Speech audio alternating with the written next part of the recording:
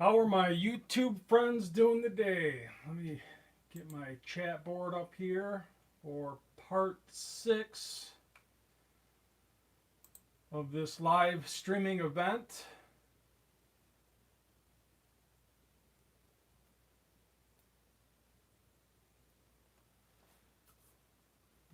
Wait a little bit here for people to log in. If you guys are watching, make yourself known so I can read your comments and questions. And I'm just going to give this a few minutes for everyone to log in here before we start, before I start laying down the knowledge.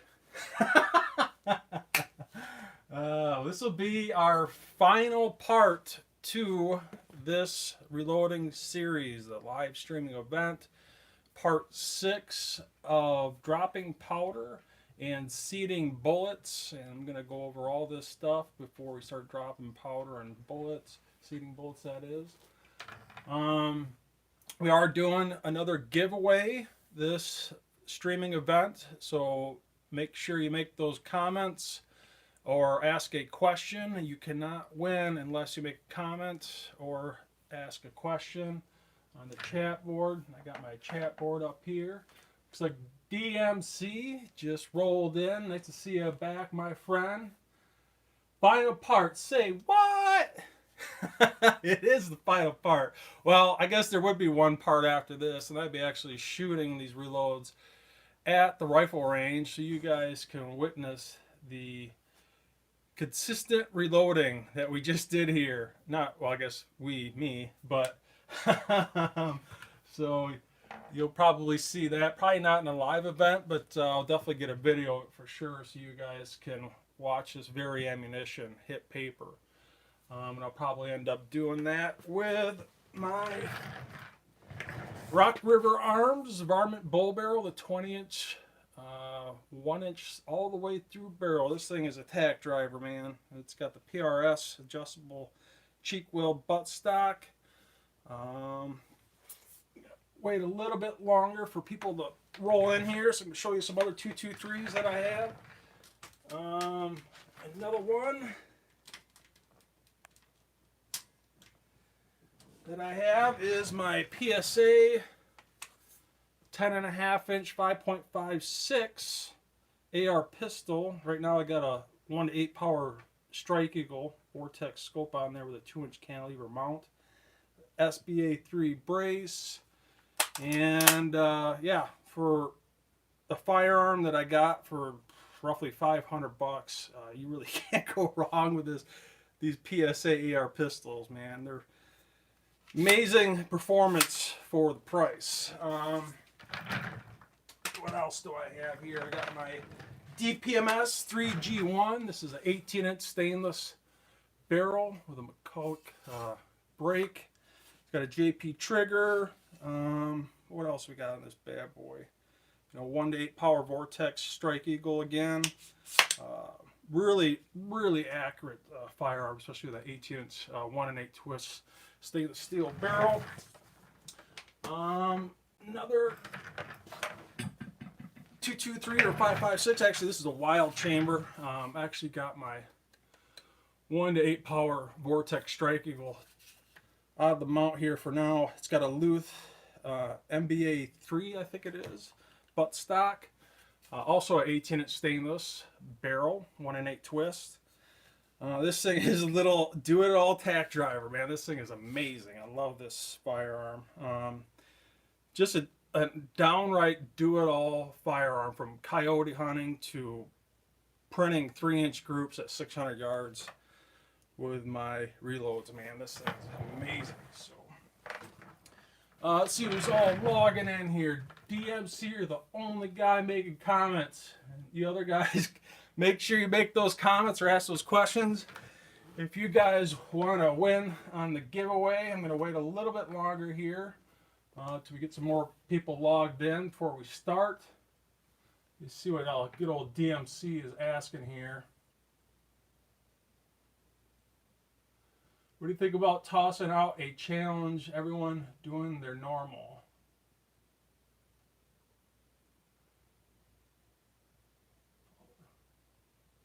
totally sure what you're asking there, buddy. Will Lopez, hey, nice. You're making that comment so you can win. That's good to know. I'm not exactly sure what you're asking there, DMC.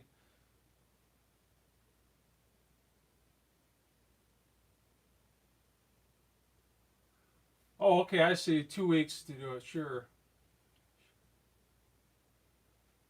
You know, maybe. I don't know. I, I like these live events. They're fun. I don't have to edit them. That's the nice part. But the thing is, I got to get this house super quiet, and I got to get the dogs outside, shut off the furnace, and you know, I don't know. We'll see how many more of these live events I do. I might do some more, especially when I start with pistol reloading. Um, oh no, Chilenko just rolled in. He says, "What do you think about non-lead bullets? I live in California." You know, non-lead bullets, they're, you know, some of the most accurate bullets out there. Expensive, you know, it's part of living in the freaking California. That's kind of ridiculous. You know, I personally have never shot a non-lead bullet. They've always had a lead core with a copper jacket. But you know, I've heard of people having good results with them. Yeah, we're gonna wait a little bit longer here. Let a few more people log in before we start. So what have we done to get up to this point? We're just going to do a quick recap here of the first 5 parts. So we have sorted through 1,000 pieces of Lake City brass. We double checked for humongous dents in the side of the case body, crushed mouse. We decapped. We went through that first round of washing on the Arsenal stainless steel wet tumbler. We swaged, we ringed, we uniformed, we annealed. We went over headspace, with, in my opinion, the most important part of the whole reloading process. We lubed, we sized. I showed you how to get a consistent headspace bump by running that ram just right, making sure that lube is evenly covered over that brass casing. And we also annealed to get that consistent headspace bump. It's super important if you want precision ammunition. What else we do? We took it through its second round of cleaning after it was sized to get that lube off. We trimmed, we deburred, we chamfered, and we seated those primers. And one thing I did forget to mention on the last part of the series, part 5, is I did not show you to run that case mouth on the brush. In my example here, the Lyman Case Prep Center, I showed you how to chamfer deburr. I did not show you how to run that neck on that brush. That's super important. Make sure you get those brass filings out of that inside of that case mouth opening. That's super important. So I forgot to show that to you guys, and I apologize. So make sure you get that done. That's really important. You don't want those little brass filings from the chamfering still in that case neck while you're seating those bullets. That's really important. So make sure you do that. So on this last part, I did have a malfunction with my Lyman Case Prep Center, and the small primer punch went and nicked my small primer shuttle, and it stopped working, of course, when it was live, of all things. So I called up Hornady. They have a lifetime warranty on their presses. I just told them what was wrong. No questions asked, man. They sent me an all new, they sent me a whole new small rifle primer punch, shuttle springs, and a small primer shuttle. No questions asked, so I can get that fixed. So, of course, it's got to happen while I'm live. God, all things, man, I tell you. Sometimes you can't win. So if you guys are just logging in here, I'm going to wait just a couple more minutes before we start. Give more people an opportunity to log in and ask those questions and make those comments. So like I said, I am doing a giveaway here. And make sure you make those comments, and or also make a question known so I can answer it. In order to win, you got to make at least a comment or ask a question. So that's super important. I did have someone ask me about trays, what trays I was using on Facebook, and at least for my 223s, I actually just use these 9mm plastic tray inserts come with this factory ammunition. And once I'm done using this, I actually keep these trays. You know, I think I got about 8 of them, and I actually use them for my 223 reloading. They work out great, and you know, spend a dime for it, save you some more money. So that's where I'm getting those trays. So rather than you know, and they're not expensive. You know, you can get them $5-10, but heck, why not? When you can get them for free and actually work really good for me. So, Operator Tony, red pill or blue pill? Oh, gosh, yeah, you'd think we all live in the Matrix. So, so what else here?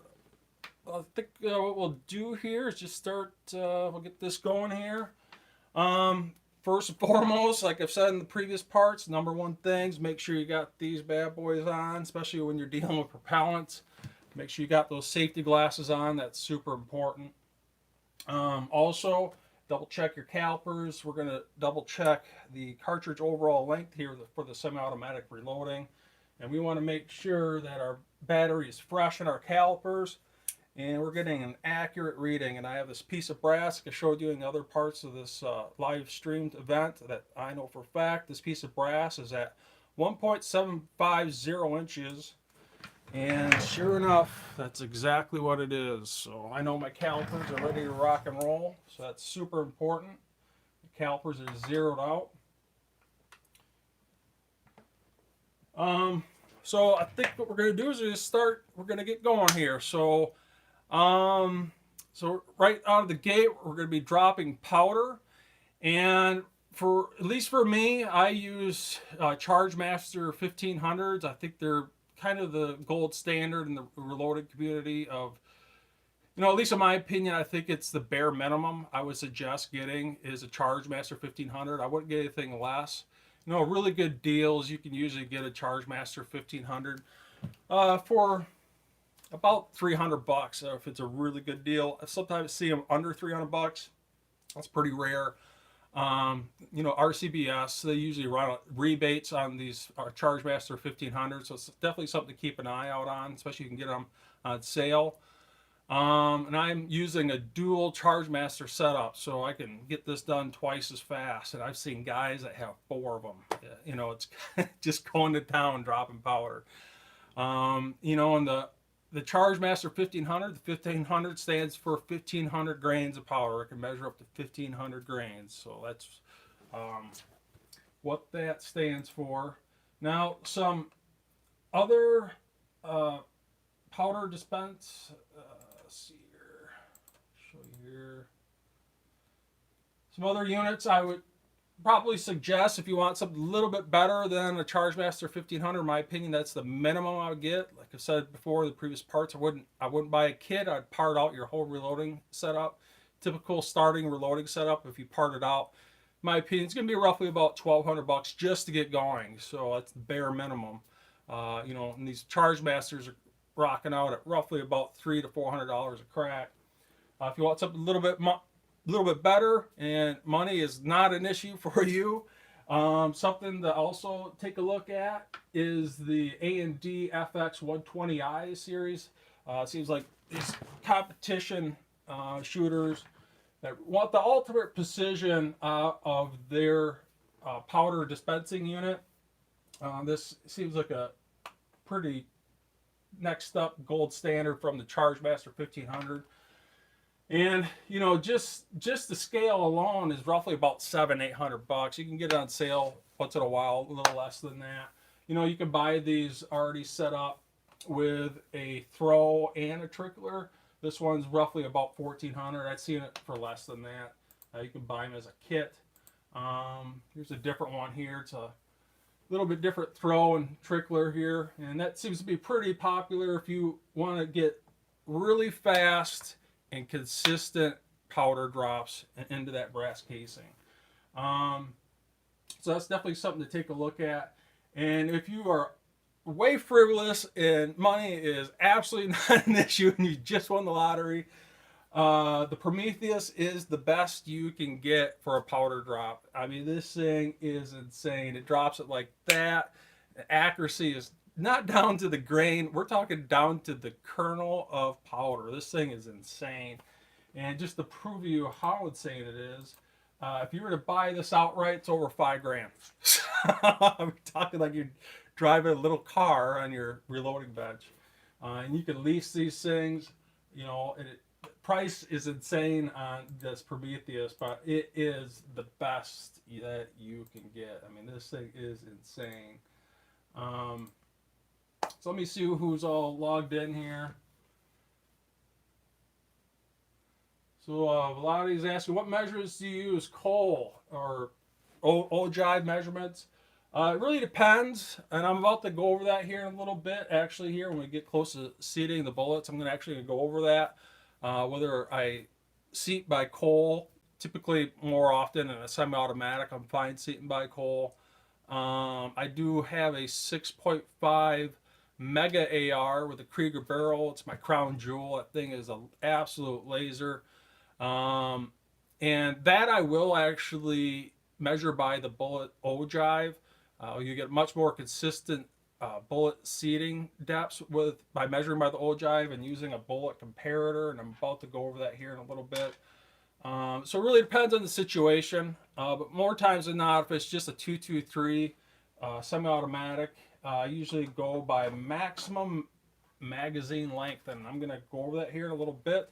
So it just depends on the rifle, but more times than not, if it's a bolt action, I'm usually measuring by the bullets secant radius or the ogive measurement. That's the best consistent way of seating your bullets rather than going off the tips, because the tips of the bullets are more times than not inconsistent. Usually if you're going for the ultimate precision, you don't want to go by the tip of the bullet. You want to go by the ogive measurement of the bullet secant radius or tangent radius, whatever it happens to have. So but I'm going to go over that here in a little bit. See what else you guys are making here for comments and questions. Will Lopez, when are you going to make a video of your crown jewel at the range? I actually have that Mega AR, the 6.5 Creedmoor, the Krieger barrel. It's 22 inches with blended in brake. It's got 2 inches of extra gas tube. It's got a low mass JP bolt. It's got a JP silent capture buffer system with tuned springs and Keisley SSAE trigger with ambidextrous controls, and that thing is insane, and it's got every single bell and whistle you could possibly think of. And I do actually have that video up, and I was doing that video series, but I had to end it short. I ended up getting that damn cancer in my neck, and I had to end that video series short. I might pick it back up. Who knows? I might actually pick that up. So thanks for making that comment. So keep those questions coming in the comments. Like I said, in order to win this giveaway, which I'm going to do at the end here, you got to make a comment or ask a question or make a comment. So let's keep on rolling on here. So we went over the different types of powder drop methods here.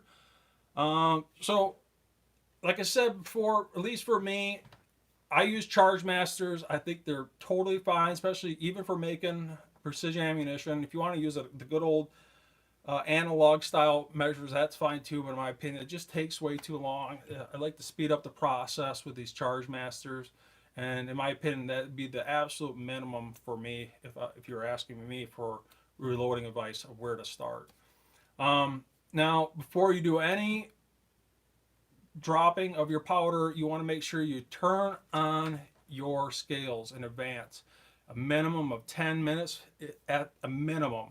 You got to make sure that your scales warm up. They got to be warmed up. You got to get those electronics a chance to warm up a little bit in order to get consistent measurements on your scale. If you just turn that thing on and right out of the gate start dropping powder, there's a good chance that you're going to get inconsistent readings on your scale. So when you're dropping that powder, make sure you let those scales warm up a bit. And I would say about 10-15 minutes at a minimum. The other thing to keep an eye on is LED lighting. LED lighting is known to interfere with scales. I guess I really haven't seen it much with my scales, but I know some scales have issues with LED lighting. So you don't want to get LED lighting super close to these scales, and especially even cell phones. Even cell phones on some scales can throw these off a little bit. Or having just a fan close by, a fan blowing on these scales. That wind, believe it or not, these scales are that sensitive, and they will register that wind and throw off your scale. So make sure you don't have any fans blowing on these also. So that's super important. Um, uh, Will Lopez, when are you going to make a video of your? Oh yeah, you already asked that. I already read it. So let's keep on going here. So the other thing you want to pay a close attention to when it comes to scales is static electricity. Static electricity is the number one bane to these powder drop scales. And in order to combat that is I like to use dryer sheets. Typically what I'll do is I'll take the pan off. I'll even take this black part that my pan sits on out of the scale. I'll wipe that down really good with a dryer sheet before I start my reloading session and dropping that powder. I also even put, you can see I even got a little bit of dryer sheet underneath the powder scale to help eliminate any static. So I want to keep these nice and clean. I'll even rub this down all over the Chargemaster 1500 inside the clear tube here and get rid of all that static electricity. So make sure you're buying those dryer sheets and make sure that you're using them, because static electricity is known for causing what's called drifting, and I'm about to go over that in a little bit. And it's static electricity is the biggest culprit of scale drifting. And what drifting is if you're dropping your powder and you're shooting, for example, 23.8 grains of barget, and you know you're dropping powder and you're up to your 10th round of dropping powder, and all of a sudden it starts to drift off a little bit. It'll start saying 23.8 and then 23.7, and it progressively just keeps on drifting off. 23.6, that's called drifting. Your scale is drifting off, and if that starts to happen, it's the quickest way to ruin the precision. What will happen is you'll get more powder and one piece of brass compared to the next, and that one piece of brass obviously has more powder. It's going to have more pressure, it's going to have more velocity, it's going to impact that paper higher than the piece of brass that's drifting down. So it's definitely something that to keep an eye on. So what else do we got here? Other thing too is to make sure you recalibrate and zero out your scale. Regardless of scale, more times than not, you got to recalibrate your scale. These scales come with these 250 grain or gram weights here to make sure that this is in calibration, and obviously zero out that scale. So that's super important for you before you start your powder drops here. So now, while I'm on the topic of drifting, at least with my Chargemasters, I got two of them. I actually label them names. Doesn't matter what the hell you call it. I call this one's white and this one's blue. The reason why is I use these pen modifications. And while I'm on the topic of pen modifications here, a lot of guys like to modify these Chargemaster 1500s with either a McDonald's straw mod or these pen modifications. That's what I like to use. You can even buy inserts that screw into these to reduce the hole opening on the tip of the powder dispenser unit itself in order to get a more precise powder drops, so less overthrows. It does slow the process down, but I like to use them because it's less overthrows, less amounts of powder that I got to scoop out of my pan here if it does overthrow. When I say overthrow, if I'm going, for example, 23.8 and it drops a little over 23.9, I got to scoop that little bit out to get it back down to 23.8, and that just slows the process down. Or it can underthrow. It can be 23.7, and then you got to add a little bit. That's pretty rare. It's usually an overthrow than anything. So That's definitely to keep an eye on. So what I like to do is, let me see here. Let me see if I can move this camera here so you guys get a better view of this.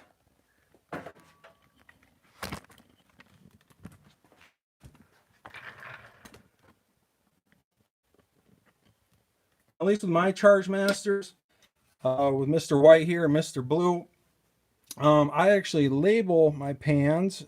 So the white pan stays with the white Charge Master 1500, and the pan labeled blue stays with Mr. Blue here on Charge Master 1500. Now I actually put the weight of the pan right in the pan itself. So blue, I know this goes with this blue Charge Master, and the pan weight is 154.25, so 154.25 grains of weight.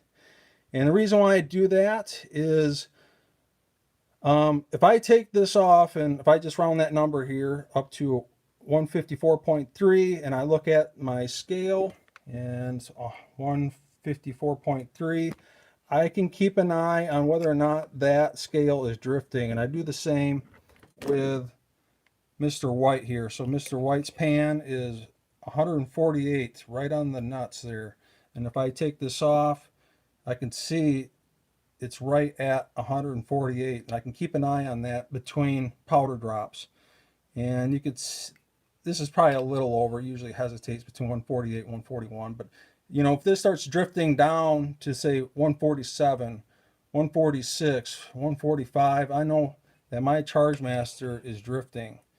And that's why I like to put those pan weights right in the inside there, so I can keep track of that. That's super important.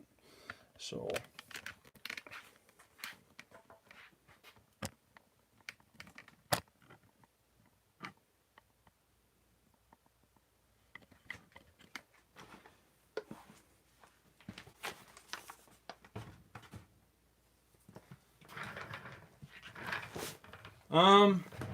so what else we got here? So we went over the pan weights and drifting. That's super important. And also different types of powder. For 223, 308, my go-to powder is Varget. I exclusively use Varget in my 223s, 308s. You know, I've tried other powders like Benchmark, XBR 8208, and I actually do use XBR 8208 in my 10.5-inch AR pistol because it's a faster burning powder. Otherwise, all my other 223s exclusively Varget, and the reason why I like to use Varget is it's not so sensitive to temperature. If I'm doing low development and it's 80 degrees out, and the year goes on and we get more into fall or winter and the temps really start to drop down into 40, 30, Varget, at least in my opinion and my results, it seems to be more stable in terms of temperature ratings. And some of those powders, you really got to keep an eye on them. They're more sensitive to temperatures, and your low development can just go to hell if you're doing your low development summer and winter or fall rolls around, especially if you're going to use those for long distance hunting, for example, or whatever. It's something to keep an eye on. So at least for 223 and 308, I like to use Varget. It comes to my 6.5 and 6mm pills or bullets. I like to use H4350. That seems like the gold standard for 6.5 Creedmoor. 6.5 by 47, or my 243 bolt action, my Ruger Precision Rifle and 243.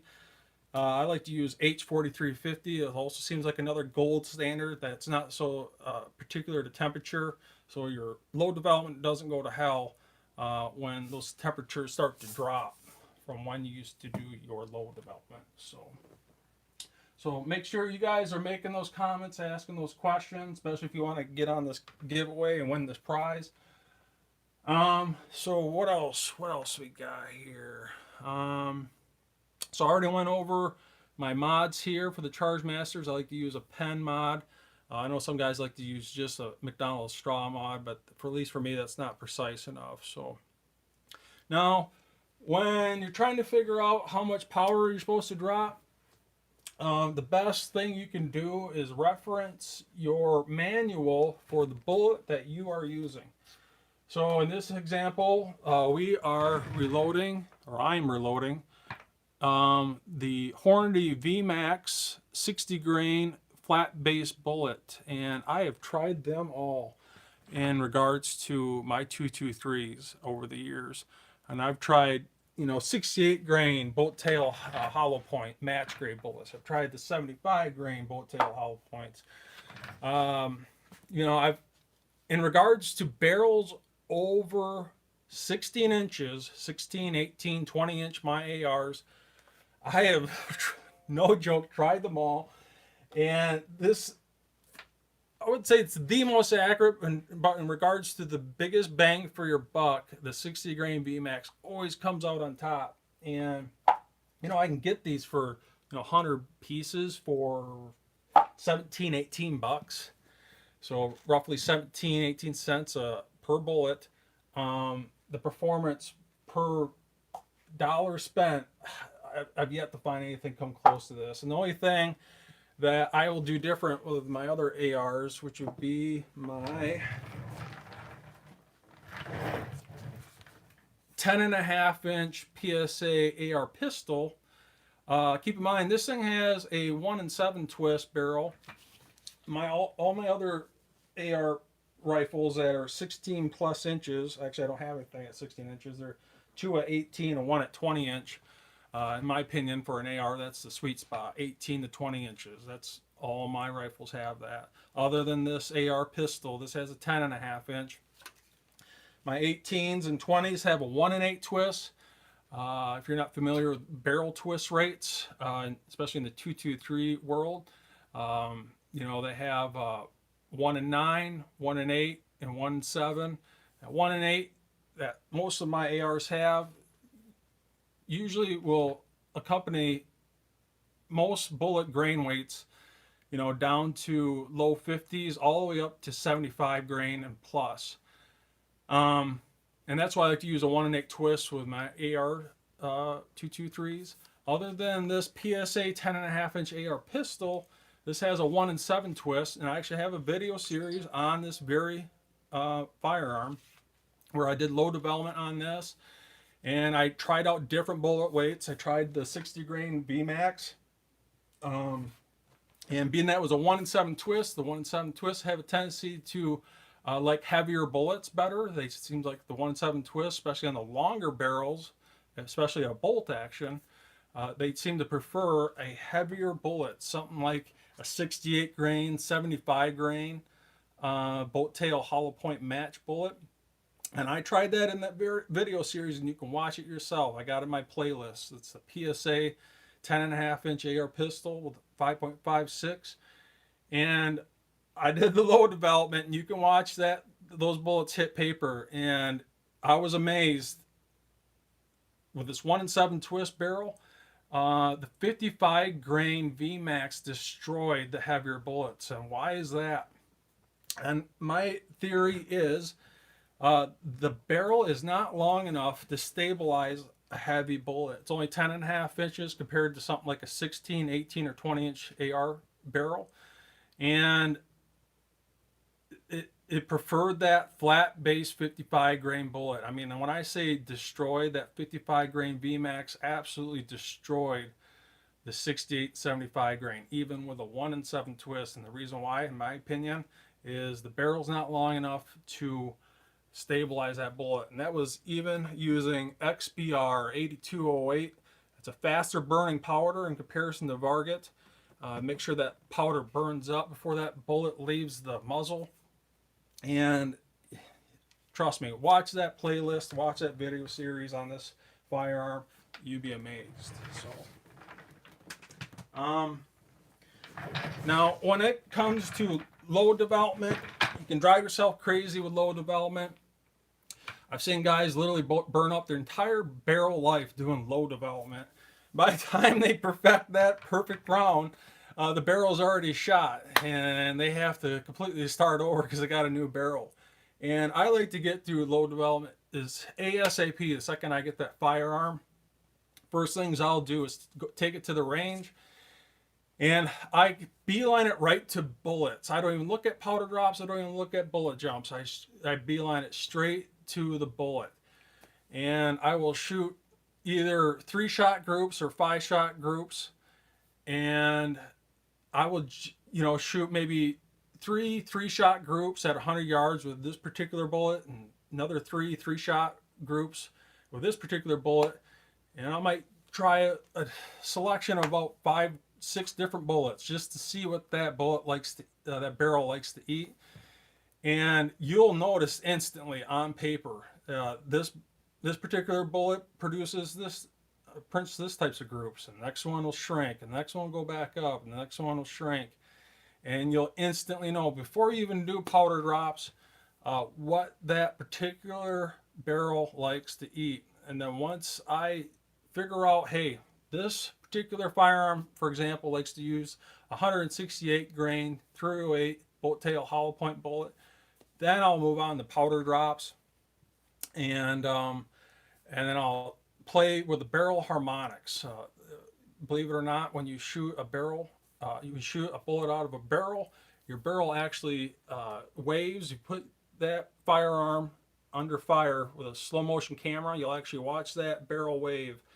And the name of the game here is you're trying to get consistent velocities, and also to get that bullet to leave the muzzle the second the barrel is pointing straight. And you're playing with that barrel's harmonics, but dropping different powder drop rates. I might do, once I figure out the bullet that particular firearm likes to shoot, then I'll maybe shoot 2 5-shot groups at 23.8 grains of Varget, and then 2 more 5-shot groups at 23.6 grains of Varget, another 2 5-shot groups at 23.4. I usually go in increments of 0.02 grains, and you'll actually watch those groups shrink as you're trying to figure out that barrel's harmonics. And then once I get those powder drops squared away, and then if I really want to fine tune it, I'll start playing with bullet jumps, and I'm about to go over that here in a little bit. So let me see who else is logging in here and making comments. So Talia 300, hello, nice to have you in the comment section here, bud.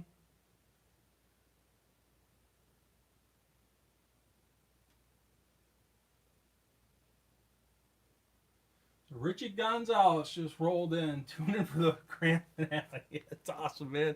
Nice to have you along, buddy. So where are we at? So yeah, make sure whatever bullet that you are about to reload, that you are checking that bullet manufacturer's reloading manual. So in this case, we're going to do the Hornady 60 grain VMAX. So I have their manual. Now, this is the 8th edition, and once in a while you're going to want to upgrade your manual over a period of time as new bullets come out. I've even seen bullets where they'll even change. Even though it's a 60 grain VMAX, they might play around with the ogive radius or something, and they'll screw around with the requirements and powder drop load data on those particular bullets. So it's important to keep an eye out for upgraded manuals. But in this scenario, I don't know if you guys can make this out. We're doing the 223, and we got the 60 grain VMAX. See if I can get this close enough, if you guys can even make this out. So for this example, it's a 223 Remington. We are using the 60 grain and the VMAX, and their suggested Cole cartridge overall length is 2.25 inches, and we are using Varget here. And this is my particular pet load. Now this is my load. This is not your load. Remember, I'm showing you how I reload. I'm not teaching you how to reload. So keep that in mind. Got that out of the way. So in Varget, we're going to drop 23.8 grains of Varget. And now this is an approximation on the FPS, or feet per second, the velocity of the bullet. And if we're dropping Varget at 23.8 grains, it should approximately produce 2,900 feet per second. Now, when I say approximately, these numbers are not exact. They're just to give you an approximation of what that reloaded cartridge is going to do. And truly, the only way to know is to use a chronograph. I personally don't use a chronograph. I hate doing load development. I try to get through load development as soon as I possibly can, because I just want to enjoy shooting my rifles. I mean, I used to drive myself crazy doing load development back in the day, but over a period of years, I used to weigh my bullets and sort them out by the weight of each bullet group, and it just got to the point where I'm like, gosh, is this really necessary? I'm just going out the range and having a good time, and it really depends on your application. If you're a precision rifle shooter in a competition, you might have to do that, and you might have to upgrade those powder drop units from a 1500 to the FX 120i. It just depends on what you're doing, what you want to do. And some guys don't even use these electronic powder drops.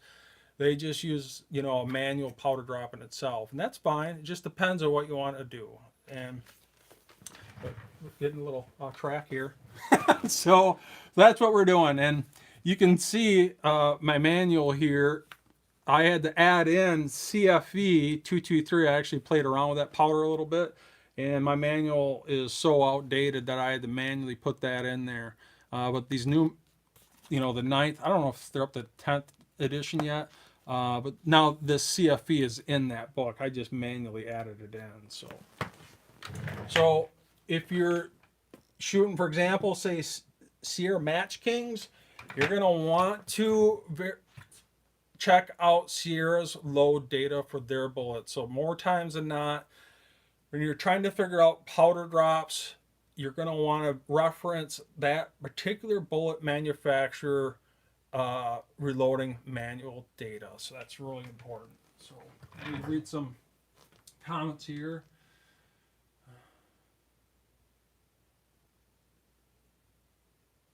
So Richie's asking me, and I kind of already went over this a little bit, what type of reducer are you using on your RCBS powder dispensers?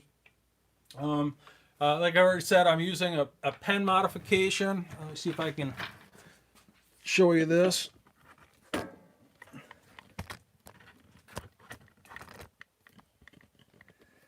So not only do I use the McDonald's straw mod, but I have these pen inserts. All they really are is a Bic insert that I took the pen insert out itself. I just used the tip of the Bic pen. And I actually have the McDonald's straw mod in here, which I have taped in with a blue painter's tape. And then those Bic inserts, which I would take this out and show it to you, but I can't because I have this full of Varget powder right now.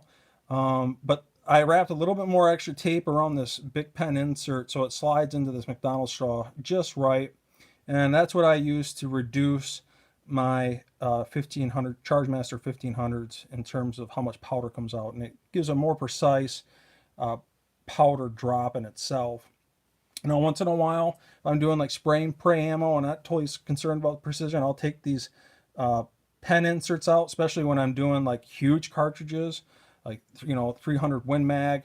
To drop that much powder, these pen inserts would take a little bit longer, and it does help having two Chargemaster 1500s. So especially if you have the pen inserts. But right now, that's what I'm doing. Like I mentioned before, some guys actually make an insert that you can screw in. There's actually threads in here that you can screw into the tip of this dispensing tube.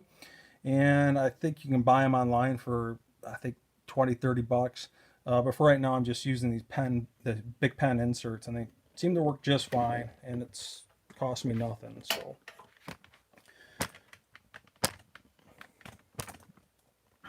See if we get this camera back in line here.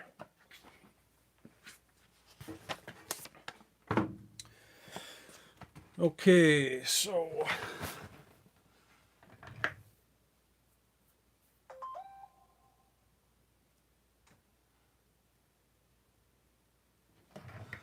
with no problem, Richie. I'm glad to show you. That's what asking questions are for. So let me fix this view a little bit better here, in case you guys know it's live.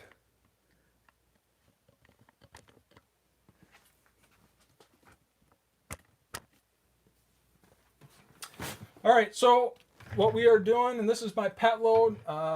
Regardless of what AR throw these reloads in, and this is my go-to standard.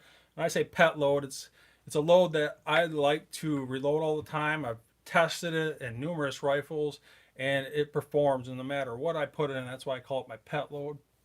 And it is Lake City brass.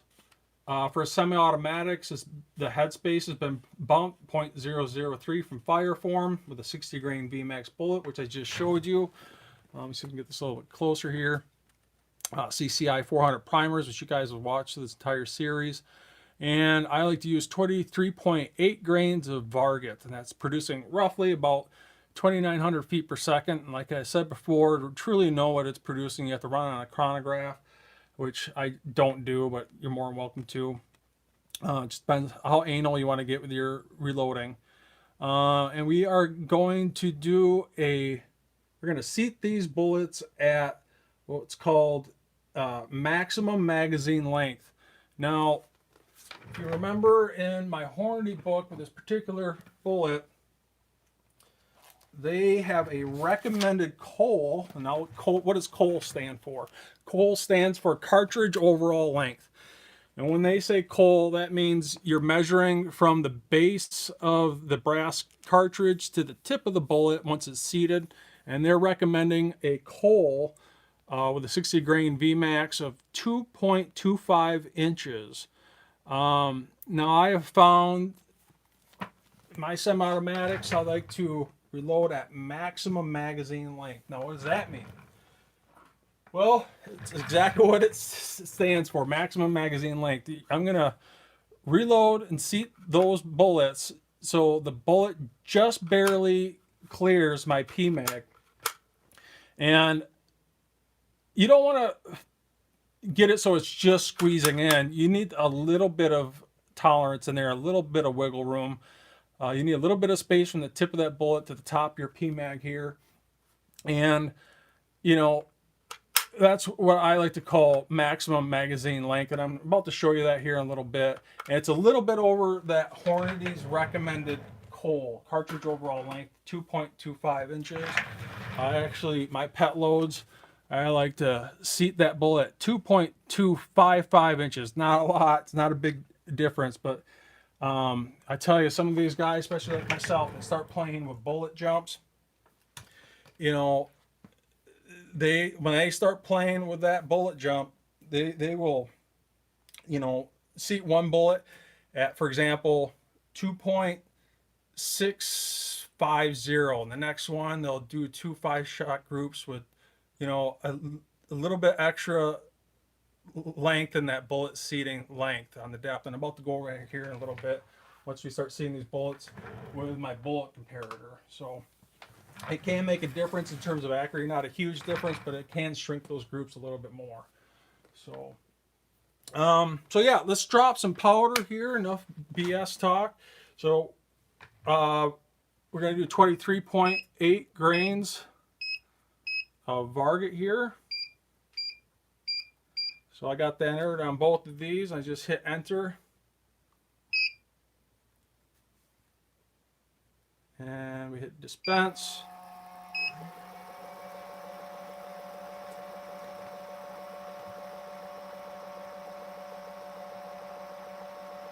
So I'm going to do 10 cartridges with Mr. White and 10 cartridges with Mr. Blue here. Mr. Blue just kicked Mr. White's rear end.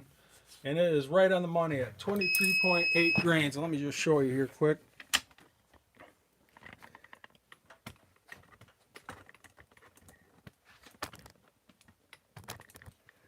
So they are right on the money. So 23.8 grains.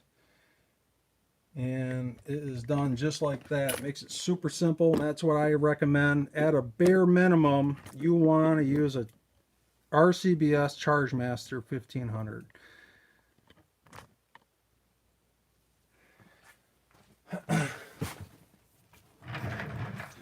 So I got Mr. White's pan here with my white funnel. Remind me that this is for Mr. White.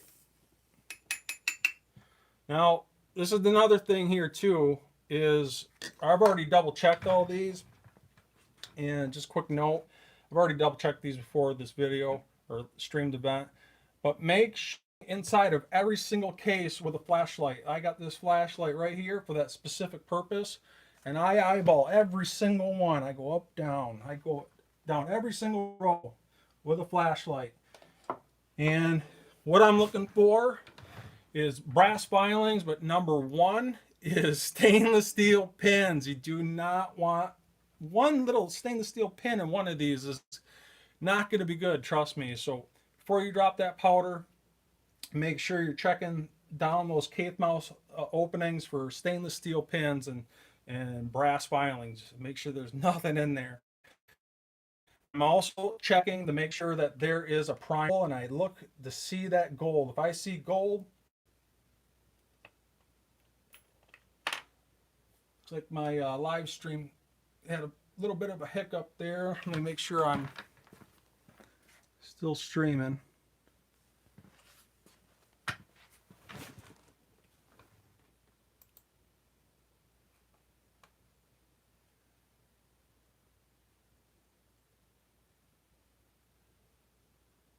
Looks like I might have lost you there for a little bit. So just to backtrack, I'm double checking those case mouth openings with my flashlight, making sure there's no stainless steel pins in there, no brass filings. And the other huge important thing is I looked at those flash holes and I look for the gold. If I see gold, that means the primer is seated in the correct position. And I've seen this once in a blue mountain and still seated. And you got real because he's flying through his press. He's seeing those primers, not checking every single one. I've seen where the primer is actually flipped upside down. Somehow, some way, it gets seated in there, and that can be bad too. So the other bad thing is there is no primer. And you got powder literally spilling out through the flash hole, depending on the size of the powder granules itself. So you're looking for those stainless steel pins, you're looking for brass filings, and I'm making sure that I see that gold. If I see silver, that means that this primer cup is flipped upside down if it's a silver cup. And I'm just making sure that every single piece of brass has a primer in it. So really important. So I'm going to put this back here, Mr. White.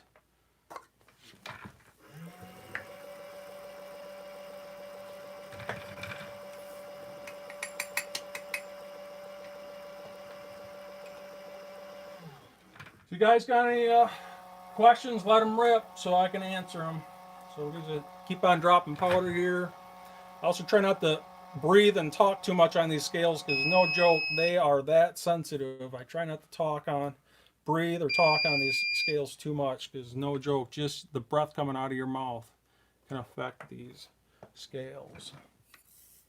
So you can see I'm holding my funnel here. I've kind of tapped a little bit. A couple of those pieces are holding up by the case mouth opening. I just kind of tap them in a little. So we got the first two. I'm double checking my scale with the pan weight to make sure that my scale is not drifting. 23.8, we're all doing good here so far.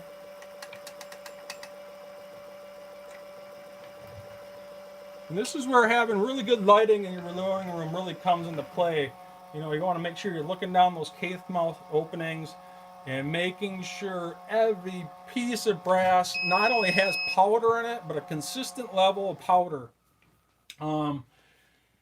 If you miss one piece with no powder in it and it has nothing but a primer, you can get what's called a squib load, and that is not good.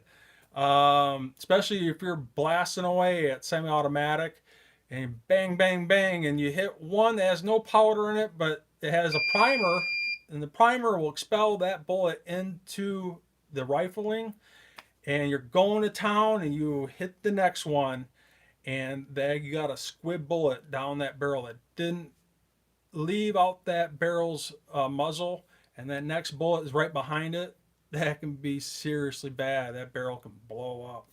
So before you seat those bullets, you're going to double check every single piece of brass with a flashlight.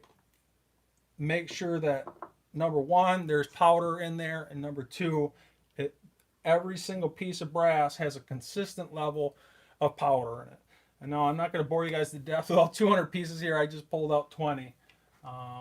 But really important to keep an eye on that. That's super important. So once again, we're getting really consistent powder drops here, 23.8 grains. Due to my pen inserts.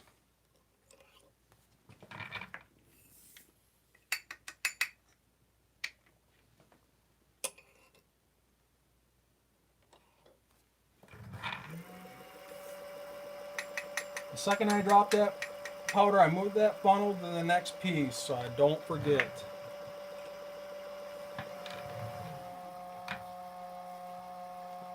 If you guys got any questions, let them rip so I can answer them. So both 23.8 grains.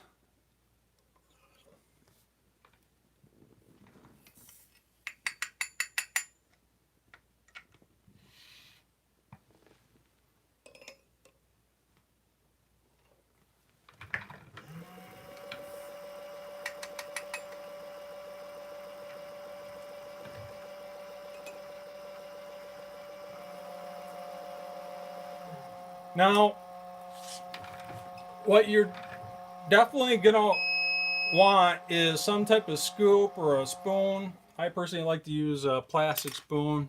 Plastic is just, less static. And what I do is I file down the tip of the spoon just to a very fine chisel point. I mean, this is like almost razor sharp. And if I do get an overthrow, I use my spoon here and I just scoop out just a few granules of varget powder, and I dump it back in the hopper just to get it back down to 23.8. So if it drops on at 24.0, I'll just scoop out 0.2 grams and keep on rocking. But right now, every single one has been consistent, not an issue. And with these pen mod inserts, it's pretty rare to get an overthrow or underthrow.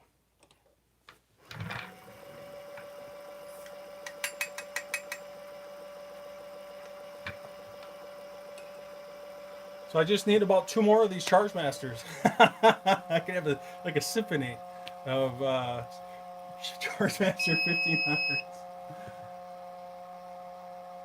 So David is asking me some chronograph questions in terms of ES, so or SDs.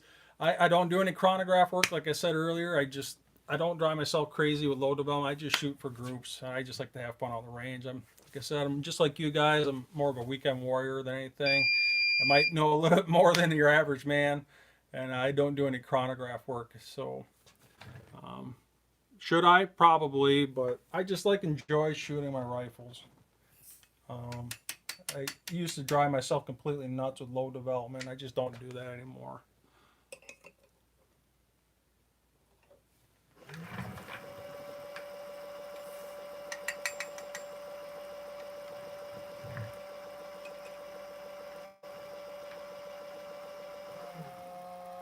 So make your comments and questions known, especially if you want to win during this giveaway. So we might do that here pretty soon. So if you want to get on this giveaway and win some what I'm about to show you here, make sure you make a comment or ask a question.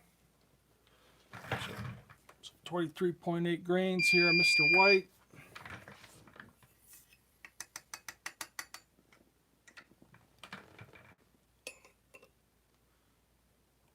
3.8 grains of Mr. Blue. Got about 3 more here, so make sure you make those comments, make sure you ask those questions. Percent level. When I made this bench, I got adjustable feet on it so I can level it out. I literally put a level on it, make sure it's level. That's number one, to make sure that my scales are level. And there's little feet on these Chargemaster 1500s that you can adjust and make sure that they're level and there's no wobbling to it. Something to really keep an eye on. It's really important.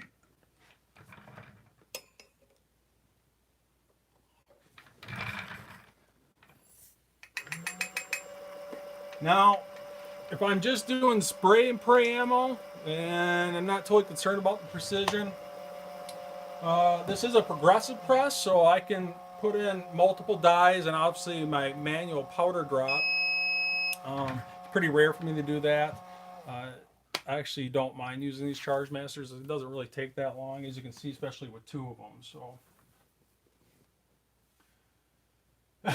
Richie's saying 2 more Chargemasters to be the Elfster's ammo sweatshop. Isn't that the truth? That's funny. Probably have to pay the neighbor kid just to run all my Chargemasters if I have like 4 or 5 of them.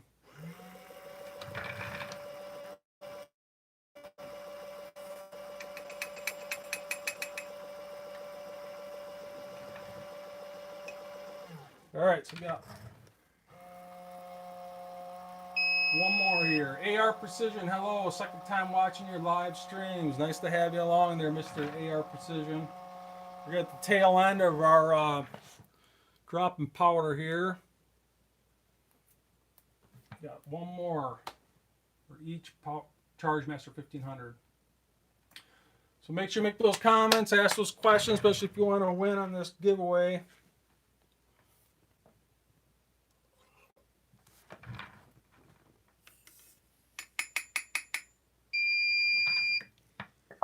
All right, so we're done with those 10.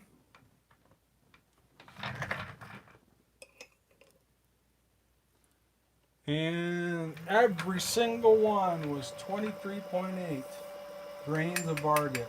Not a single overthrow or underthrow for 20 total charges. I forgot to hit stop on that one, so it's going to town. It'll automatically start up the second I put the pan down. So I gotta make sure I hit stop on this one, hit stop, dump it back in the hopper. Okay, so I hit stop, so these will stop dispensing. So what I'm gonna do right now, AR Precision, good to be here, good stream. Thanks, man. I try my best. I'll never say I'm perfect and never will be perfect, but at least try my best. So I'm gonna double check and make sure that every single one of these has powder in it and that the powder levels look consistent. Keep on going back to that word, consistent. So we got powder in every single one. They all look very consistent in terms of levels. So I'm going to move this down here. Notice I'm being ultra careful here. I don't want any powder spilling out of these brass casings. So I'm going to move my bench here a little bit. Now I'm just going to get right to the ammo box. The second I seat those bullets, they're going to go right in my ammo box here. So let me move you guys down a little bit.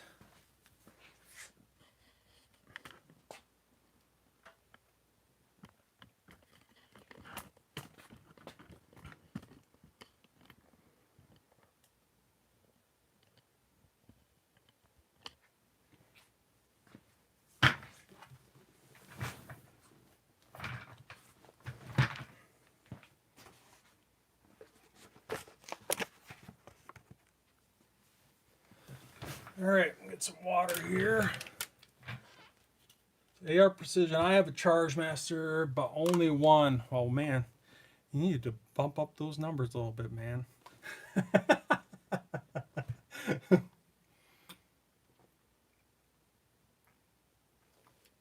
You're not reloading unless you got 2 of them. Oh, I'm kidding. Buy what you can afford and upgrade as you move along. So. Okay, so before I see bullets, I'm going to go over a few things. Some of these things I've already gone over in terms of seating by suggested COL. COL stands for cartridge overall length, which I've already shown you in the Hornady book here. They for this particular bullet, the 60 grain VMAX, they recommend 2.25 inches. I've done this before numerous times with my pet load. I usually go for 2.255, which happens to be maximum magazine length with a little bit of wiggle room. You don't want it too tight, especially with a semi-automatic. You got to have that keyword tolerances. You don't want those bullet tips hitting the inside of the magazine. You need a little bit of room. When I say a little bit of room, about a 1/16 of an inch minimum. You got to leave a little bit of tolerance as each round is stripped up and that follower keeps on coming back up closer to home. You don't want to be ultra tight. You got to leave a little bit of wiggle room in there. Now, most ARs, especially 223s, now I'm telling you, this is me reloading, and this isn't telling you how you reload, is, let me just bring this up.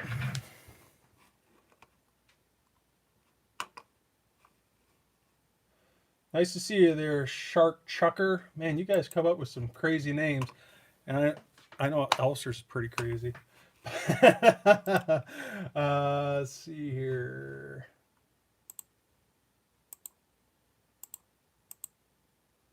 All right, so when it comes to my semi-automatics, especially my 223s, I usually seat my bullets at maximum magazine length. But when it comes to like my crown jewel, my 6.5 Creedmoor, the Mega AR, that's Krieger barrel, it's a really fine-tuned AR rifle with a very short throat on it. I had them machine that chamber for those specific measurements. I didn't want too much of a bullet jump. Now, when I say bullet jump, when you seat this bullet, I don't know if you guys can make this out. Let me look at my camera here. Yeah, it looks like you can. When you seat this bullet, they have what's called the free bore, which is the end of the secondary shoulder, or the top of your case mouth opening to where your rifling land starts, and that's called your free bore. And believe it or not, when you pull that trigger, the hammer goes home, hits that firing pin, ignites that powder, that propellant ignites and pushes that bullet down through that bore. Believe it or not, your bullet literally flies through the air just ever so, I mean, we're talking thousandths of an inch. It literally flies through the air in your chamber before it even hits the rifling. And that's called your free bore. It's literally, when it is expelled from that cartridge, and it's hard to explain, from this point to where your rifling starts, it's actually flying through the air and it's hitting that rifling, and then it's going down the bore. That's called your free bore. And more times than not, with the semi-automatic, not totally concerned about it, especially my 223s. And I do have a bullet comparators for 223s, but it's more than not, it's usually for my bolt actions, like my Tikka T3X or my Ruger Precision rifles. I will actually use what's called a bullet comparator, and I have a video series, a 9-part reloading series, start to finish, that goes through this in more detail. And you actually use the same body as the headspace bump gauges I was showing you previously in the first 5 parts of the series. And you actually take this bump gauge out, this insert out, and you put in your bullet comparator. And for this example, this is for 223. And you measure off the bullet's ogive, or the radius of the bullet itself. And if you want the utmost consistent seating results, you gotta measure off the ogive of the bullet, not the tip, because these ballistic tips are a little bit better. They seem to be more consistent in terms of the length of the bullet from the base of the bullet to the tip. Some of these, for example, like these Game Kings or an open tip match. I don't know if you can make this out or not. let me bring up my screen here, make sure you guys see this, is the tips of these bullets, especially on the open tip match or these Game Kings, they have really inconsistent tips. And if you try to measure off the tip of that when you're seating the bullets, it can be very inconsistent. So what they'll do is measure off the ogive, or the radius of the bullet itself. And the name of the game here with using these type of tools, if you're looking for a bolt action or precision AR, is you're going to insert this tool into your rifle's chamber, and it has, you know, a screw here that you can play with this plunger, and obviously it plays around with the bullet coming out of this what's called a modified case. And this case has actually been drilled and tapped so it can actually screw on this tool. And they have different modified cases depending on what cartridge you're reloading for. So this one here is a 308. I have one for 6.5 Creedmoor. I have one for 243. I actually have another one for 223, which I rarely use because I'm usually loading at maximum magazine length. But more precision ARs, especially bolt actions, I'll use this all the time. And what I'll do is I'll insert this bullet comparator into my rifle's chamber, and I'll undo this set screw here and push on the plunger, and I'll push this bullet out until the radius of the bullet touches the rifling lands. And now you're starting to play with jumps, and you're starting to play with load development. If you really want to get this precision ammunition tuned right down to the bullet jump itself, you can do this. I'm not going to go in great detail with this. That's why I have that 9-part series of showing you guys how to, at least how I reload start to finish. And I highly recommend checking that part of that series out in regards to seating bullets using a bullet comparator. So that's really important. And I'm not going to go over all that right now. If I did, that'd be another hour in itself. But I just want to make you aware of this if you're new and you're watching this streamed event, that there is such thing as using bullet comparators and seating by the ogive, or the radius of the bullet, if you want to get more consistent seating results. And in essence, you're just pushing that bullet out until the radius of the bullet touches the lands and stops. Obviously, you can't go any more than that. And if you, I know some guys, they have some rifles, they actually like to have it where the bullet is jammed into the lands itself, and you can actually feel that as you close that bolt. And I know some guys that like to do that. I personally don't, and the reason why is that exponentially increases the pressures in that chamber. I like to have a little bit of a jump. You know, I usually start at like a 0.020 jump, and if I want to play with bullet jumps, I might, you know, do 5 rounds at, you know, 0.020 jump, another 5 rounds at 0.015, and I'll go all the way down to 0.005, and just play with those jumps and see what produces the best groups. But like I said, I'm not going to go through all that right now. If I did, I'd be here for another hour. But if you're new, you don't know what I'm talking about, check out that reloading series I have. It's great detail. And I believe it's part 8 or 9 in regards to seating bullets. I go over that in great detail when it comes to that. And if you're not measuring by cartridge overall length, you're actually measuring by ogive, or with a bullet comparator. So enough of the BS. Let's seat some bullets here. I'm gonna get my screen back up, make sure I am still live. Let me read some of your comments.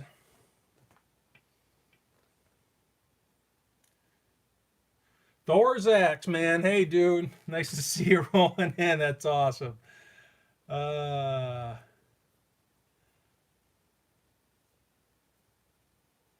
Richie Gonzalez having good luck with the Nosler 77 grain of my 1.7. That's right there, 1.7 twist. They prefer those heavier bullets. That must be a bolt action, I bet. It's pretty hard to get those really long bullets at a 223 semi-automatic. You know, usually more times than not, the maximum you can get in a semi-auto 223 is the Hornady 75 grain boat tail hollow point match bullet. I believe even the 75 grain AMAX, you can't seat that bullet deep enough and get it past maximum magazine length. The bullet starts seating past the radius. And that's something to keep an eye out on in regards to semi-auto versus bolt action. You get a lot more play with a bolt action. Those bolt action magazines are a lot bigger. They got a lot more room in them, so you can seat that bullet out further out of the brass casing to play around with those bullet jumps, and you get a lot more luxury with a bolt action, especially if you're getting close to those lands and that bullet starts hitting the lands. You can feel that bolt as you're closer. You're like, man, it's not the headspace. Your bullet is touching the lands, and that's why it's hard to close that bolt. You know, manufacturers usually play around with the throats on those ARs. They usually put a comfortable throat on them for a reason. It's legality reasons. And that's why more times than not all the time, but more times than not, you can see it at maximum magazine length, regardless of the bullet. Like I said, I'm showing you how I reload, not how you reload. More times than not, you can see it at maximum magazine length, because they know if you use a PMag or any other type of AR mag, that it's going to be pretty rare for that bullet radius to touch that rifling's lands, because they know you got to get it into a magazine. You're not playing all the bolt action that has a huge generous magazine, or yourself feed them one by one, and you can really play around with that bullet seating depth, and you know, play around those bullet jumps, and that's why that's important. So before I seat bullets, let's do this giveaway. So what I got here is, get up my number generator here. So right now, make a number between 1 and 10,000, and what we are playing for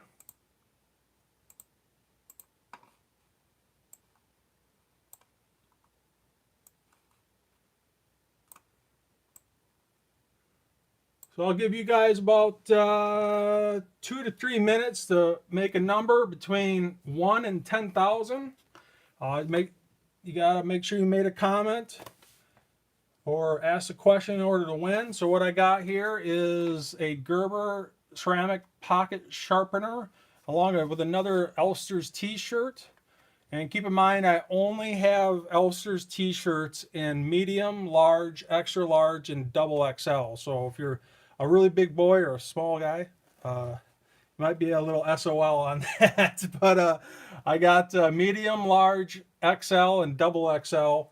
And I will send this to you within the lower 48 states for free, along with this Gerber ceramic knife sharpener. So get those numbers out there if you're watching, and win this prize. So I'll let you guys run your numbers there a little bit. I see 4 so far, and I know 11 of you are watching, so there should be 11 numbers up here.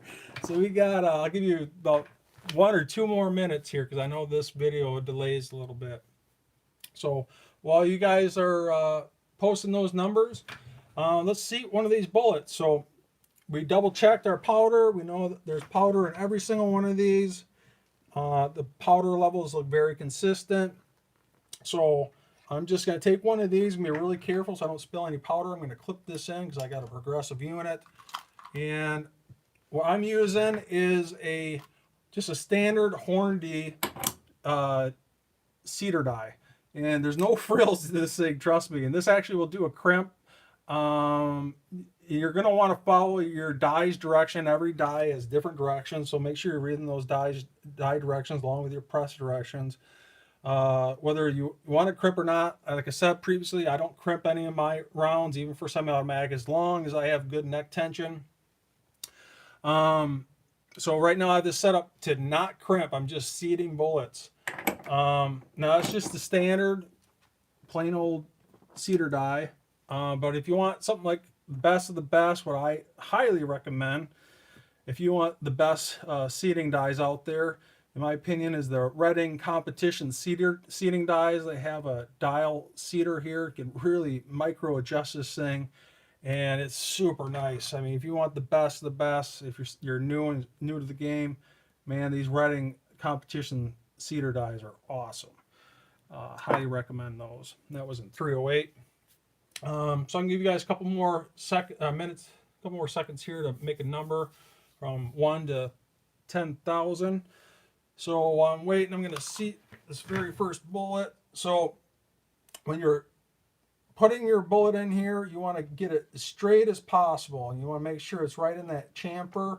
You're bringing it up and seat that first bullet. Now, at least for me, I like to press down nice and hard when I seat these bullets. You want a consistent seating of the depth, because once you set this thing, it's pretty rare to measure every single bullet hole as you seat it. So I'm going to take this bullet comparer out, re-zero out my calipers. Before I do anything, I'm going to double check. Well, anyway, so we got zeroed out my calipers. Okay, so our goal here is 2.25 inches, actually 2.255. And we got a ways to go here, I could tell already. So we're at 2.450. So this is where having something like a Reading Competition die seater, you know, you can dial this right down to exactly where you need it. It's really darn close, and it's nice to have.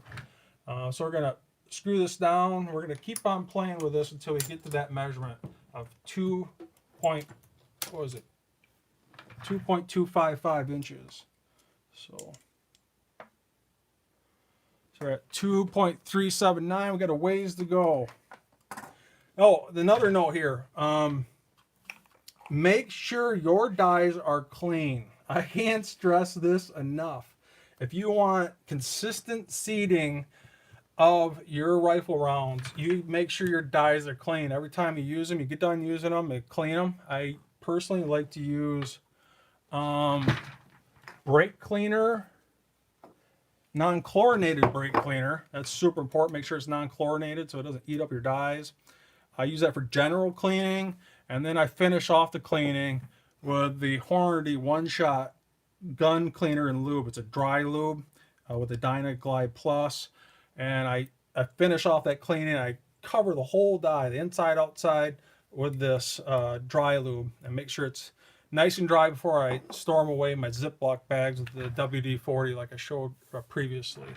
Because if you don't, that stem and that cedar is dirty, and you keep on neglecting that stem and that cedar, and it starts building up with gunk and oils, and you're going to start getting inconsistent seating results. Trust me on that. So make sure you're stripping this thing down every time you use it, and you're cleaning it really good. So let's keep on double checking our length here. We'll keep on screwing this down. So we need a total of 2.255 inches. So we're going to keep on screwing the cedar die down until I hit that measurement. So we got a ways to go. So we can keep on going. Now, you don't want to overshoot this. That would be bad, because you're going to start pulling bullets, and you're going to quickly learn how to use a bullet puller. So we're at 331. Still got a ways to go.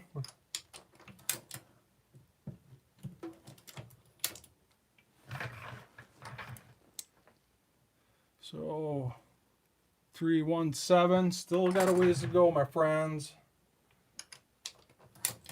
This is where a dial seater really helps, because you can just go right to where you need it to be. So keep on going.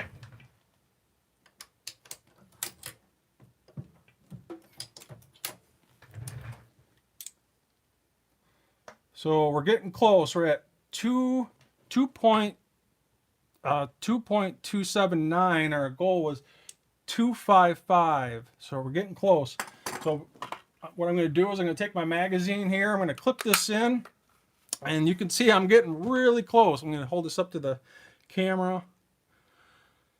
see what you guys see on the screen. Now you can see it's almost there. I got to keep on going, and we're getting close to that maximum magazine length.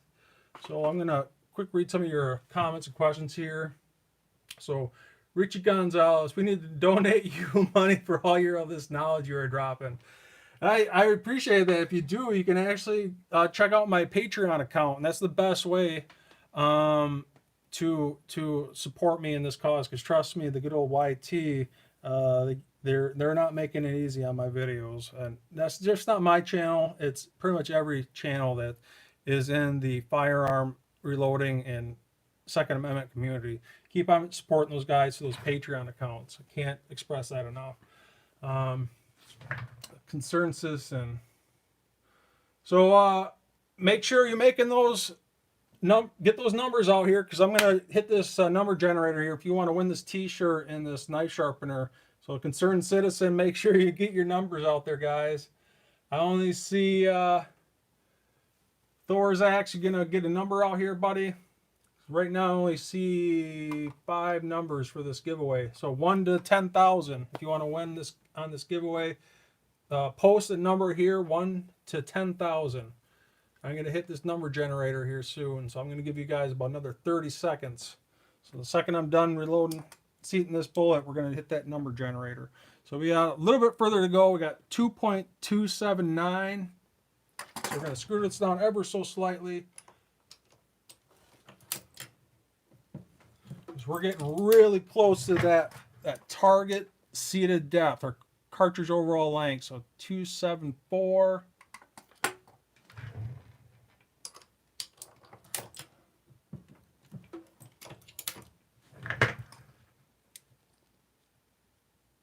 So 268. So before I finish this, I'm actually going to grab another one, and I'm just going to quick run this, make sure we're getting consistent seating. I'm going to see what this runs out at. So this one here that we started out with was we'll say 0.268. We need 0.255.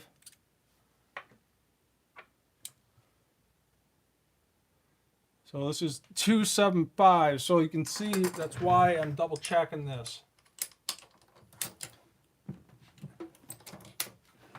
Before I finalize this seating.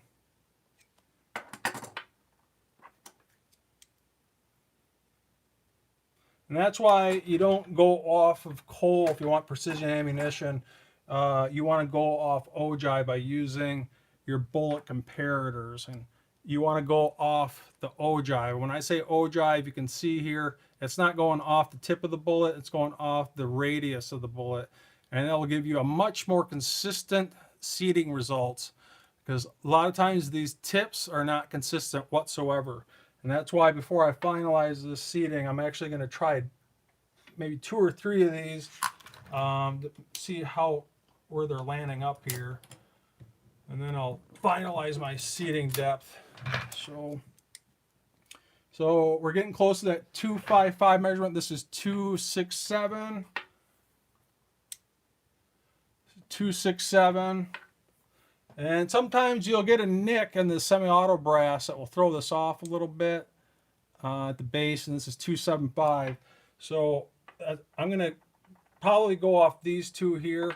I see this one's got a little bit of a nick here in the base. That's probably why it's throwing off that measurement a little bit. I'm actually going to try to run the 1 before I finalize this seating depth.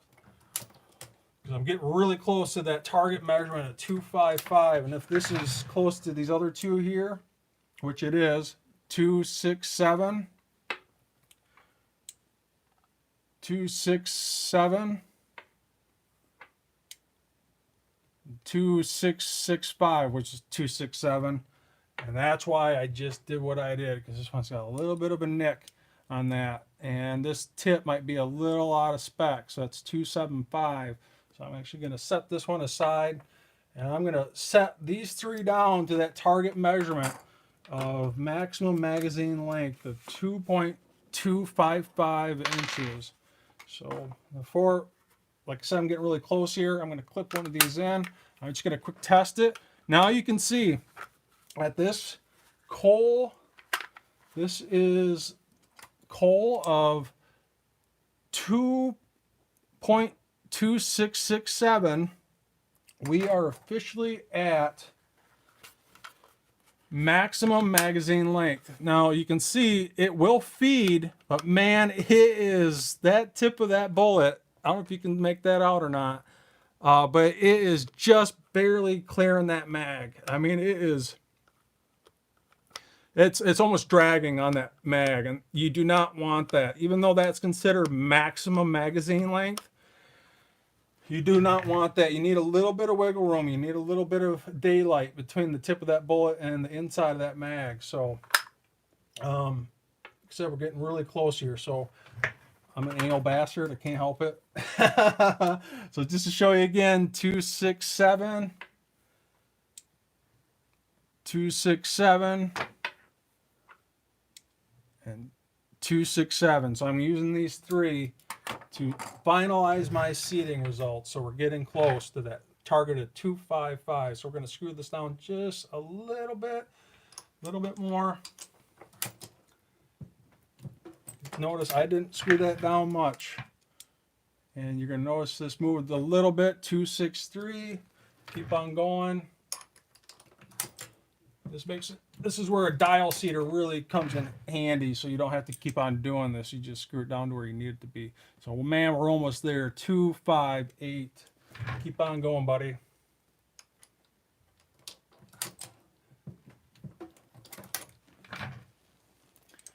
And we still need to go, so I'm going to double check some of these other ones.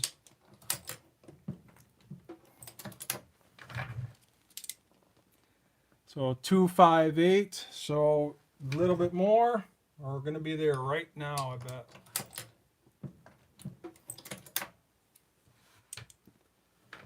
And right there, 2535. So we're really close. I think that's good enough. I'm going to finish these other ones.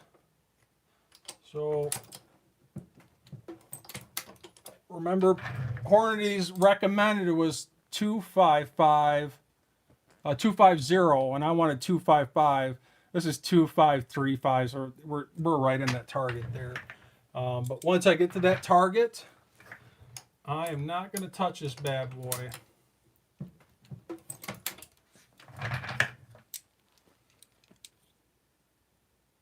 So right there, 2545. So I would say that's right there, that 255 target mark that I want.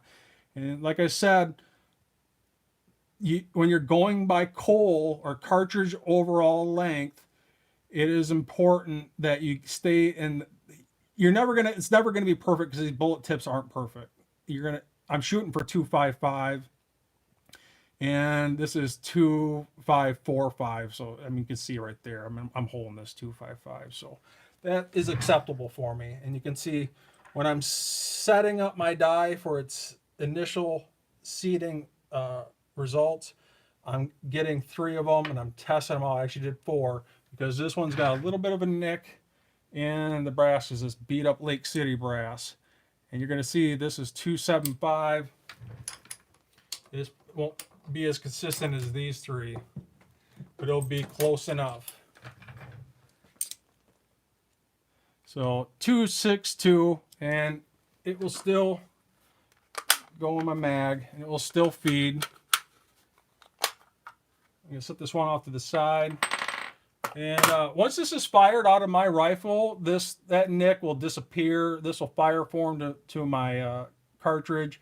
And that second time around of reloading your ammunition is night and day difference, easier. Remember, you don't have to swage, you don't have to ream, you don't have to uniform. More times than not, you don't have to trim.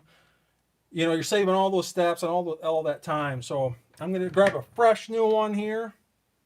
And we're going to seat this bullet. Now, when I'm seating these bullets, I don't ram it home. I take it nice and slow. I don't go, yeah. I don't go to town on it. You want to be consistent again. I go that word consistent. And right there, my friends, 2545. We might as well say 255. And that is nice and consistent. You're creating consistent ammunition. So I'm going to double check these again. So this is 255. Now this is where you start throwing in your ammo box. So 255, 2535. You can see it's a little under because the tip of the bullet's not consistent, but it's close enough. 2535. Grab another one here.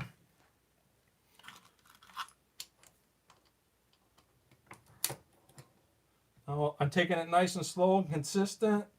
And at the bottom, I give it a nice tug at the bottom. So I make sure I bottom out. And 253. So that's what I call consistent reloading off coal. And that will never be perfect with coal.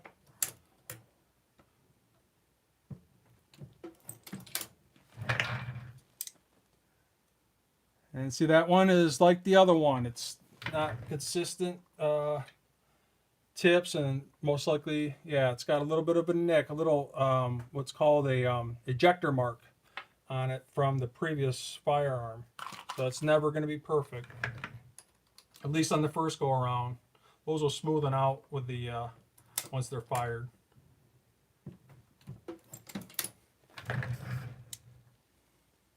So once again, really close to these, but the main thing here is once you have this set and you're happy with your coal seating depth, you do not touch that seater. You leave it the way it is.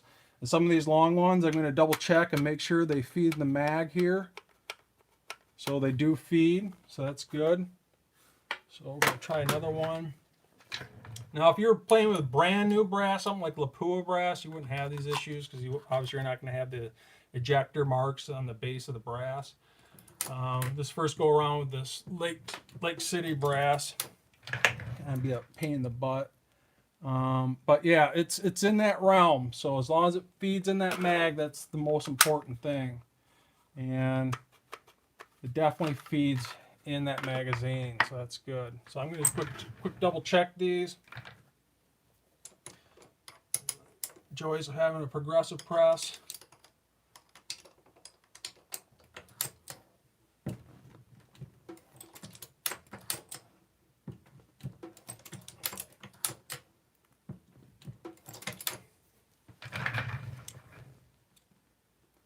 So you can see they didn't change, so they still feed in the mag. We're still good.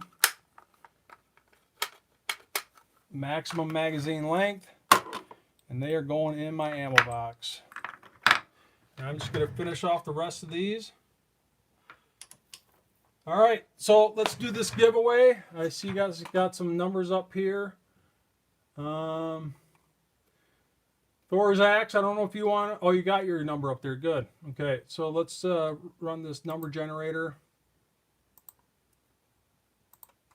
So the number is 5377. So I'm going to say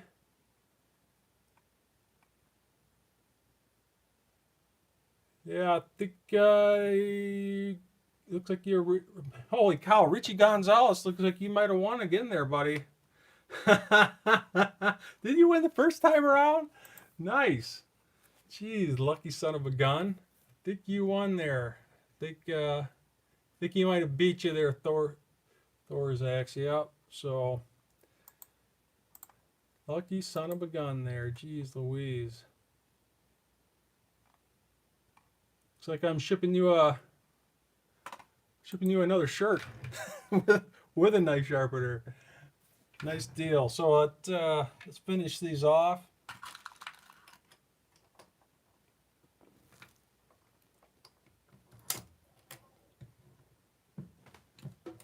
So you guys got any other questions before we wrap this up?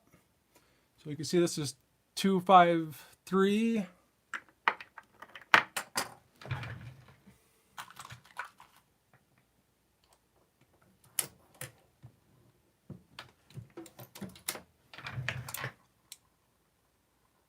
So 252.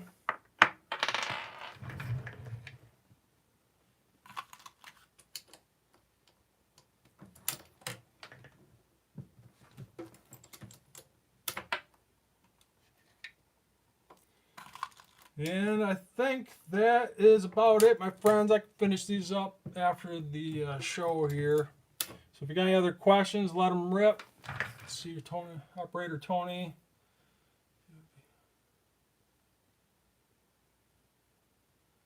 So Thor's axe, off subject. What do you do for a living, just in general? I'm actually an estimator. I estimate materials for houses and commercial jobs like hotels and um, apartment buildings. A lot of houses, though. I estimate literally every single part of the project, starting from the adjustable column in the basement supporting the beam of the floor, all the way to the lock set on the door, every single part of the house. And I think that's where a lot of my anal reloading techniques come into play, from all the numbers I play around with being an estimator. And I do draw some blueprints.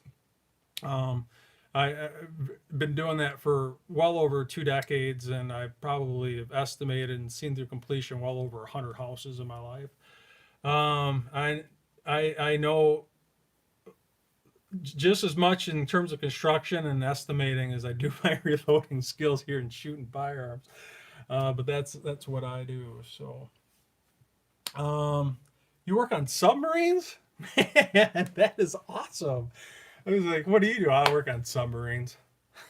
That's awesome. I drive a school bus. That's awesome. You gotta. I'm sure those kids run you through your paces. I bet, huh? So I'm gonna finish up the rest of these, and especially dropping the powder for the rest of these 200 pieces. If you got any other questions, let them be known here. I do have a couple firearm series coming up here. The PSA AKP in 7.62 by 39. It's an AK pistol with a 10.5-inch barrel. I do have one more part to the Ruger Mark IV 22 LR pistol, which we are throwing some tandem cross equipment on there that's above and beyond what in the previous parts. I think we got a tandem cross firing pin, the hive grip, the mag bumpers, the pro compensator, the charging handle loop. We initially, right now, I got the Vortex Venom 3 MOA red dots on there, but I'm gonna throw this Nikon tactical spur, the 3 MOA red dot that you can usually get well under 200 bucks. It's a nice, cheap, inexpensive option. I'm going to throw that on in part 4 here and test that out. Comes with the mount, which is really big plus for me. And also the other big plus is that 3 MOA red dot. I like to get that red dot nice and small. But yeah, and then I got one more part, maybe 2 more parts left of that 9mm PSA AKV series, a 10.5-inch 9mm AK pistol. We're going to throw a suppressor on that bad boy, so that's going to be really fun and enjoyable. I can't wait to get that series done. So just like some of you guys are mentioning, if you really want to support me, it's the YTs make it really difficult on me to keep on making these videos for you guys, so you guys keep on learning. But I keep on pushing forward because I like to keep on pushing forward the Second Amendment. But in order to help me help you guys, I really appreciate it if you could jump on my Patreon account, become a Patreon, or check out some of those deals on my Elfster's Rifles and Reloading page on Facebook, or buy a t-shirt. All those things greatly help, and even more is to subscribe, like, and share. Tell your friends about me. And if you got any questions, hit me up on Facebook Messenger. I will try my best to help you guys out. I'll never say I am something that I'm not, and I'm more like you guys. I'm a weekend warrior. I just like to reload. It's my getaway, and I like to get out the range and enjoy my firearms. Like I said earlier, I do have a new reloading room coming up here. I'm currently working on it. It's about 17 feet by 17 feet with built-in LED surgical white can lights with surgical white pro rib steel on the walls and the ceiling, and I got a walk-in closet of reloading components, brass, powder, primers, bullets, all my rifle parts in a walk-in closet. We're going to have a 12-foot reloading bench with a nice window view and an island that I can do these live events and maybe even a podcast. I'm not sure if I'm going to get that crazy, but maybe, who knows. It depends on where my channel goes. But subscribe. It really helps me. And if you feel like you learned something, become a Patreon and check out my Facebook page. Subscribe, like, and share, and I will see you guys in the future.